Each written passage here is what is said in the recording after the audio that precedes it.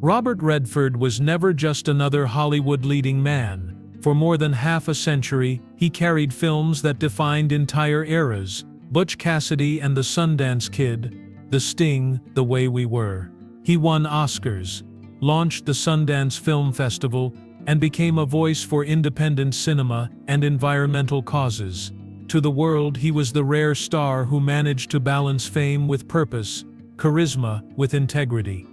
But behind the screen legend was a private man the world rarely saw. He knew heartbreak and loss, losing his son Scott as a toddler, enduring the collapse of his first marriage, facing health struggles in his later years. He lived carefully guarded, keeping his family close and his deepest battles hidden. Those who admired his work only ever saw fragments of the man he truly was. On September 16, 2025, Robert Redford died at 89 years old. Hollywood mourned. Fans remembered. His family gathered quietly. And then came the moment no one expected. As his estate was opened, they discovered things that left them in tears. Reminders of a man whose true story was even more powerful and more shocking than the legend he left on screen. Robert Redford's story begins far from the glamour of Hollywood. Born on August 18, 1936, in Santa Monica, California, he entered the world during the shadow of the Great Depression. His father worked as a milkman, his mother as a homemaker. There was nothing in his childhood that suggested he would one day become one of the most recognizable faces in cinema. Instead, what defined his early years was discipline, modesty, and the constant sense that he would have to fight for every opportunity. As a boy, Redford's family moved to Los Angeles, placing him close to the world of movies without ever being part of it. He wasn't the golden child destined for stardom. In fact, he struggled in school, uncertain of his path. What he did discover, however, was a passion for art and sports. Baseball became an escape, a place where he could channel both his discipline and his competitiveness. Coaches admired his natural ability, and for a time, Redford dreamed of playing professionally. That dream ended abruptly, when he lost his scholarship to the University of Colorado. The reason wasn't lack of talent, but a lack of focus. He had fallen into drinking, drifting, and living a restless youth. That setback might have crushed another young man, but for Redford it was the spark that pushed him toward reinvention. He left the United States, traveling to Europe with what little money he had. In Paris, he studied painting, walking the streets with sketchbooks, trying to capture scenes with the same intensity he would one day bring to film. Later, in Florence, he immersed himself in the Renaissance masters, studying how light, form, and perspective could transform a canvas into a living moment. These experiences abroad shaped his worldview. They also gave him the independence of thought that would later define not only his acting, but also his activism. Returning to New York, he shifted from painting to performance. He enrolled at the Pratt Institute to further his studies in art, but soon gravitated toward theater, where expression wasn't confined to canvas. The American Academy of Dramatic Arts gave him his first true stage training. He was a quiet student at first, but those who taught him noticed the intensity with which he approached every role. He wasn't the type to settle for surface-level emotion. He dug into the psychology of his characters, searching for authenticity. Redford began earning roles on Broadway in the late 1950s. He wasn't yet a star, but he stood out for his natural presence and quiet magnetism. In productions like Tall Story and later Barefoot in the Park opposite Elizabeth Ashley, he gained recognition. Audiences responded to his combination of boyish charm and serious undercurrent, a duality that would become his trademark on screen. By the time Hollywood producers began taking notice, Redford had already built a reputation as a serious craftsman, not just another handsome face. These early struggles and artistic pursuits explain much of the man he became. Losing his chance at a baseball career taught him resilience. Wandering through Europe instilled in him a lifelong appreciation for culture, art, and independence. and the theater gave him the discipline to carry performances with honesty rather than showmanship. Long before he became the Robert Redford the world knew, he was already shaping the principles that would guide his life: integrity, authenticity, and the courage to take risks. And while the world would eventually celebrate his films, Redford himself always traced his beginnings back to those lean years. The years when failure forced him to redefine who he was, and art gave him a reason to move forward.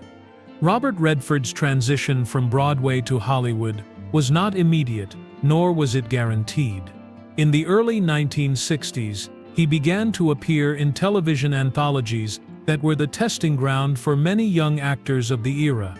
Programs like Alfred Hitchcock Presents and The Twilight Zone gave him valuable screen time.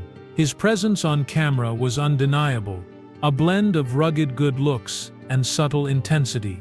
But more than that, he carried a natural ease that separated him from others trying too hard to impress.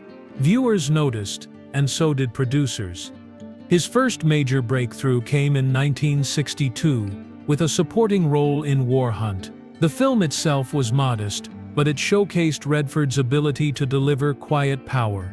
Just a year later, he married his first wife, Lola Van Wagenen, and the two began building a family even as his career was only just taking shape. The balance of personal responsibility and ambition became a theme that would follow him throughout his life. Hollywood was beginning to call louder, and by the mid-60s he was poised to step into leading man territory. It was Inside Daisy Clover in 1965 that first gave audiences a glimpse of what Redford could do in a starring role.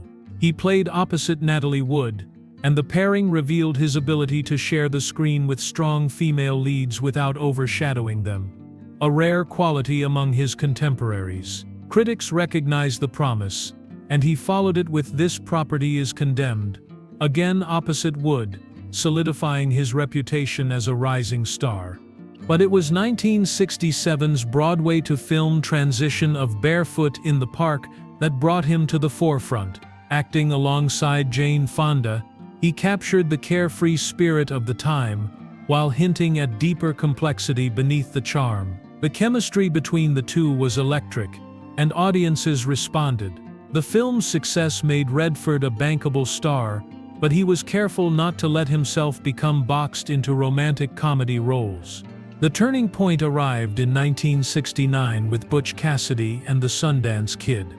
Paired with Paul Newman, Redford became one half of one of the most beloved screen duos in film history. The film was a phenomenon, capturing both the rebellious energy of the 60s and the timeless appeal of the Western. Redford's role as the Sundance Kid cemented his place in cinematic history and gave him an identity that would follow him for decades. So strong was its impact that the Sundance name would later become synonymous with his greatest contribution to independent film. The momentum only grew. The Candidate in 1972 revealed Redford's ability to tackle political themes, reflecting his own growing awareness of the world beyond Hollywood.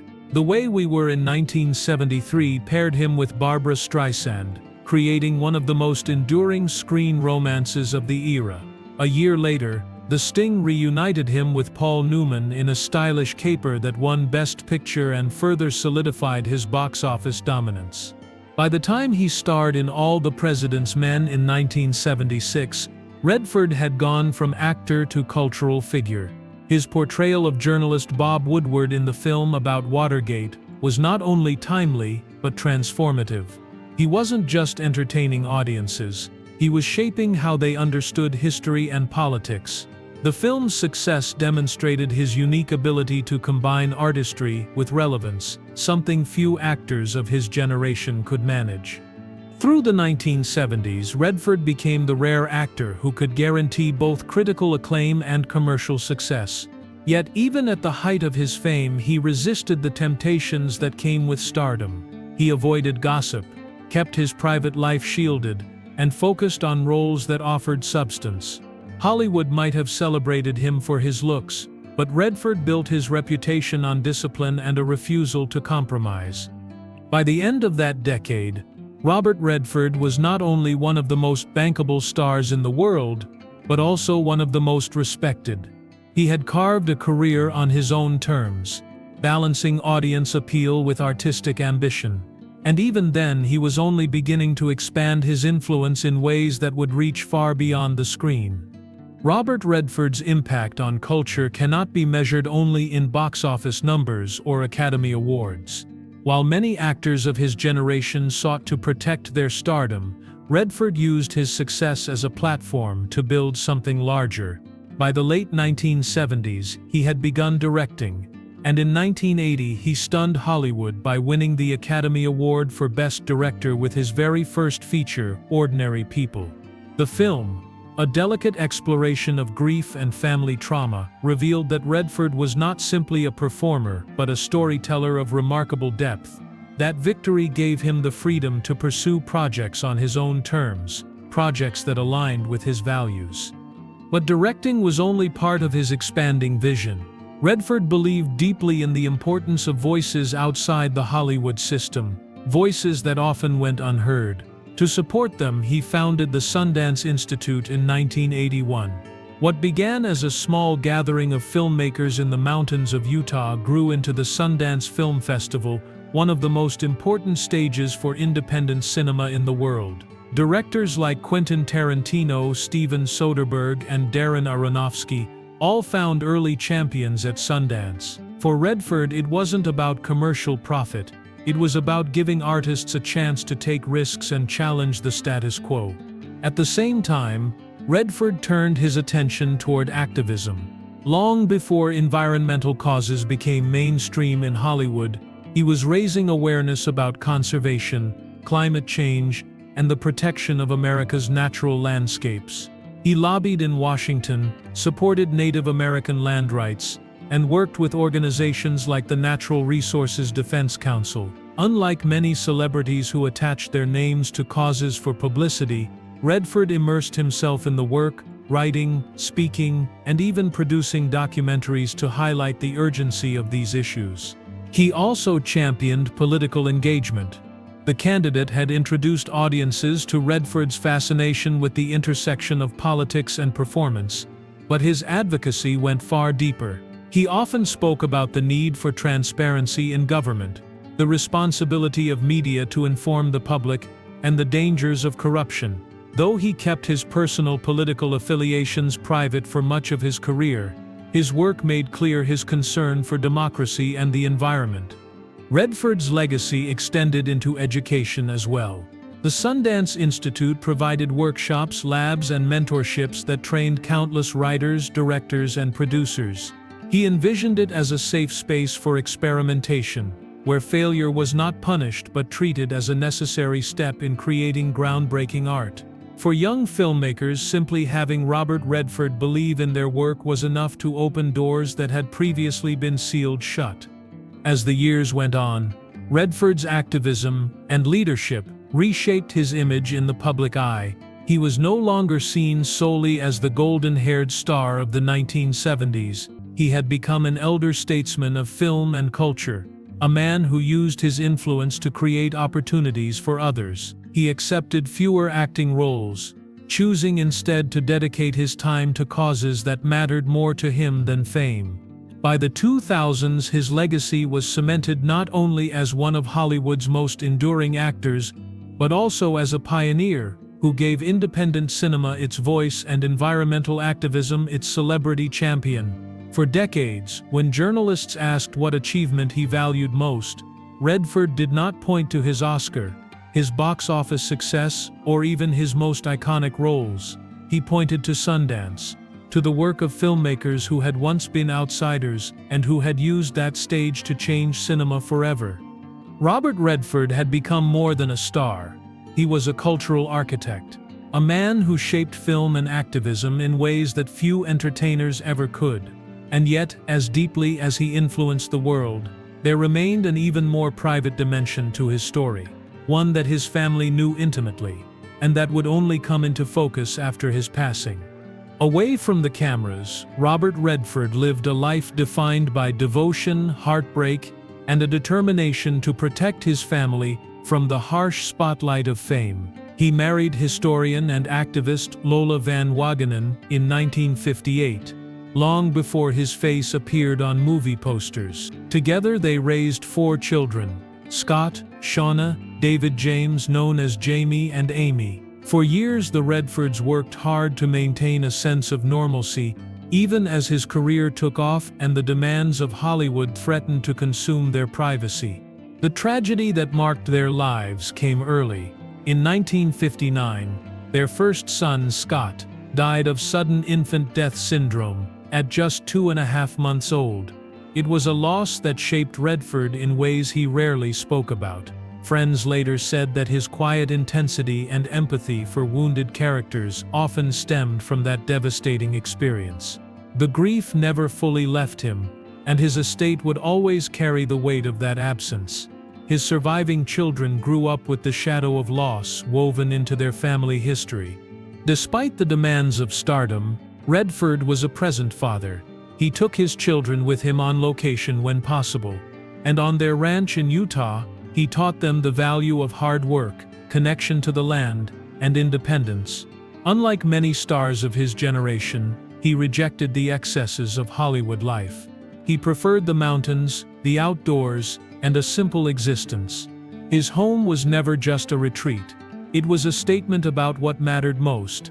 Yet the pressures of fame, activism, and personal struggle eventually took their toll on his marriage. In 1985, after nearly 3 decades together, Redford and Van Wagenen divorced. The separation was handled quietly, with little public comment, a testament to their shared desire to shield their family from scrutiny. Redford later described the experience as painful but necessary, a reminder that even lives marked by success are not immune to the fractures of human relationships.